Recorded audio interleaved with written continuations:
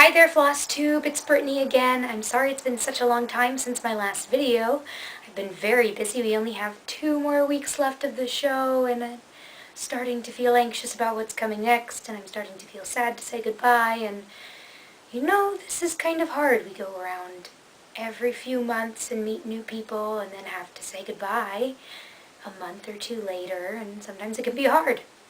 But that's what Facebook and texting and all that kind of thing is for. I wanted to make this video, though, to update you on some of my WIPs and to share a new finish, and a few new starts, I guess, as well. So let's go ahead and get started. I'm going to start with my Mirabilia, which is the Emerald Mermaid. If you do not remember what she's going to look like, I have the picture right here. There she is. And I'm doing Emerald Mermaid as the part of the Mrs. Milky Bar Kid Mirabilia sale that started on January 1st. I have not been able to get a lot of progress in since the last video, but I did get some. I made sure that I got a little bit done on each of my WIPs before I decided to make this video. So here she is. I believe the last time I made a video I was somewhere down here. I hadn't done this teal color, and that's the big thing I got done, I think, was the teal and then the lighter kind of minty green in the middle of the tail as well. And this part goes all the way up to where her bust line is, so that means that I'm getting close to the skin, which I'm very nervous about. There's been a lot of talk about 1/1 and how hard it is and whether or not it's a good idea to try, and I don't know what I'm going to do yet. I haven't made that decision. I have a lot of extra fabric around the edge, so I may do some test stitches and see if it's something that I want to try to do, but I'm not going to put a lot of pressure on myself. It's my first Mirabilia, and I want to enjoy the stitching of it. I think she is turning out well, though. My next WIP that I'm going to share doesn't have a whole lot of progress on it. It's the Storytime Sampler from Frosted Pumpkin Stitchery. And the only progress I made is I did the frame for March. I actually did this frame before the new panel came out, but I haven't gotten a chance to stitch it all on that new panel, and I'll tell you why a little later. But I'm excited to get it a go when I get a chance next. The next WIP is one of my wedding gifts. It is the Love is the Key pattern. I'm going to show you what it's going to look like. Eventually it's this one right here. And this is what I have so far.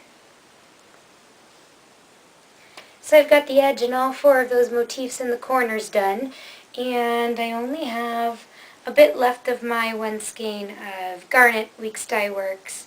I have a feeling I'm going to need to order another one. It doesn't specify on the back of the pattern how many you need, so I just did the autofill option on 1, 2, 3 stitch, and I think I'm going to need at least one more. I might get 2 just in case, because I don't want to have to wait around on it again.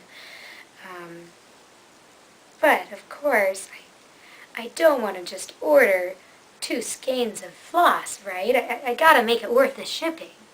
So I'm probably going to order in some patterns, too, that I've been wanting to stitch for a while. But yeah, that one is coming along well. I mentioned last time that I wasn't terribly impressed with the variegation, and I'm still not. It's just not as strong as what it has on the front of it. It's still very nice, and I think I do like the subtlety of it. But it's just different than what I had thought when I ordered it. But I think it's going to look nice in the end. My last WIP that you have already seen that I have to report progress on is my Hope Owl, and I got all the cross stitch done. Well, almost all the cross stitch done, and I have started the back stitching, which it is going to be a long, long row to hoe as far as that goes. But here's what I have so far. So since last time, I think I filled in this flower motif and added in the Have Hope down here. And as you can see, I backstitched the word hope and got started on the flowers over on the left side of the design. This is owl has all kinds of back stitching on the feathers on the wing and on the chest, and all of those petals have to be done, so it's going to take a while. Something kind of fun is I work on my cross stitches backstage when I get a chance to do so, between changing costumes and running on stage to shout a few ad-libs and that kind of thing. But one of my dressing room mates really kind of fell in love with the cross stitch and the pattern, and wanted to know if she could buy it off of me. She's also a traveling actress, so she wanted it finished in a way that could be rolled or folded up, and I thought a wall hanging would be the perfect thing to do. So then she could temporarily hang it in her temporary housing and still be able to take along. And it really is a good message for those of us in this business, because after this I don't have an idea of where I'm going next except back to New York City, in my apartment there. And it's just good to have hope that there is something coming and it will happen. It can be very discouraging to do sometimes. We audition and audition and audition, and a lot of times don't hear back. You know, you think about when you go and interview for a normal job, when you're interviewing for a job and you go to job interview after job interview, but typically, if you succeed, then you work that job, you know, for years. Whereas we only get a few months and then we're back at it again, and most of the time we don't even hear any feedback, which can be very frustrating. But doing a show like this has been fantastic. The cast has been great, and you know, right now I don't see myself doing anything else. But back to my WIPs. This one is actually a new start. I started it this morning at like 4 o'clock when I couldn't sleep. I actually did not get a wink of sleep last night. Ended up staying up till 7 a.m. and then got some kind of sleep during the day and tried to sleep again and couldn't, so that's why I'm making this video, actually. So I apologize if it's a little rambly. This is for my sister's birthday. It is another kind of quasi-Pokemon stitch. It is based on one of the sprites from the game, in particular a Pikachu. My sister is a zookeeper and she works with a lot of desert animals, and one of those animals is a spring hase, which is kind of a mix between a mouse and a rabbit, I guess, and maybe a little bit of kangaroo in it. You can look it up. They're an animal, I believe, indigenous to Africa. But she always likes to think they would be what the real-life Pikachu would look like. So for her birthday present, she requested I make a Pikachu spring hase. So I've made some edits to what this sprite normally is in the color of it. It's not quite as bright yellow as Pikachu is, and this tail is going to be shaped a little differently, as well as he's going to have kind of a lighter belly and some markings around his mouth and his eyes. I think it's turning out well. It's going very fast. I probably should have it done within the next couple days if I get a chance to work on it. The other thing that I'm so excited to show you is a new start and a finish. It is the reason why all of my other WIPs have not gotten too much attention. It is a gift for my roommate here at the cast house, and she loves hot sauce. She is obsessed with putting hot sauce on every type of food there ever was, and in particular she really likes Sriracha. So I decided I was going to create a Sriracha cross stitch. Now I looked around and I didn't see any I liked, so I decided I would make up my own from scratch. And here it is. I'm actually very proud with how this turned out. I'm not sure how the reflection will turn out, so I'll show it to you here in the frame, and if that does not work out, then I will put in a picture as well. As you can see, it says, "Hey, hot stuff," and it has the Sriracha bottle over on the side. Everything on this is designed originally by me, except for the cursive hey, the font up on the top right here. That was a free alphabet I found, and at least I hope it's free. And at that point, it was the last thing I think I stitched, and I was getting a little tired and thought, I'm just going to find something online to finish this up. It's my first original cross-stitch design. I designed the hat on the Grumpy Cat stitch I showed you guys the other day, but this is pretty much originally mine, and it kind of got me to thinking. I know some of you all on Flosstube create, design, and sell your own cross-stitch patterns, and I was hoping I could actually get some advice on that.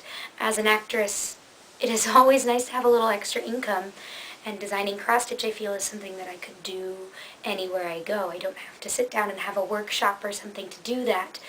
So I was hoping I could ask some of you a few questions about it. I know that Young 40 Mom designs and sells her cross-stitch designs, and there may be a few others of you as well that I'm forgetting.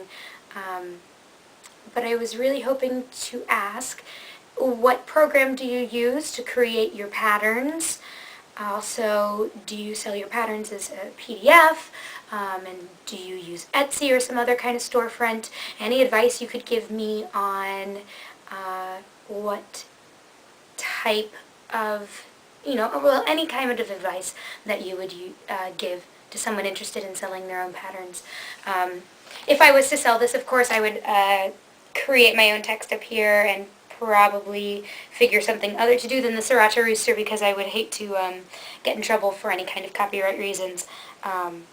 But I think it turned out really well, and I had a great time making this up. I ended up just taking a piece of even weave and sketching out the Sriracha bottle and the text and kind of where I wanted the design to end up, and I'm really quite pleased with it. It's better than I thought it would turn out, as silly as that sounds.